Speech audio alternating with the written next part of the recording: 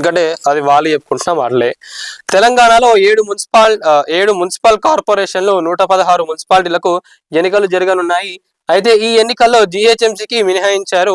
మొత్తం 2996 వార్డులకు పోటీ జరగనుంది. ఈ నెల 28 నుంచి ప్రారంభమైన నామినేషన్ల ప్రక్రియ శుక్రవారంతో ముగిసింది. శనివారం నాడు నామినేషన్ల పరిశీలన జరగనుంది.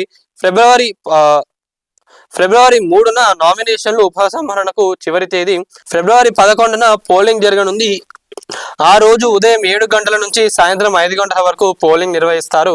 ఫిబ్రవరి 13న ఫలితాలు వెలువడనున్నాయి. ప్రస్తుతం అమెరికా పర్యటనలో ఉన్న సీఎం రేవంత్ రెడ్డి ఫిబ్రవరి 1న హైదరాబాద్ కు రానున్నారు. ఆయన వచ్చాక పార్టీ నేతలతో కీలక సమావేశం నిర్వహించి మున్సిపల్ ఎన్నికలకు ప్రస్తుత రాజకీయ పరిణామాలపై చర్చించనున్నట్లు సమాచారం.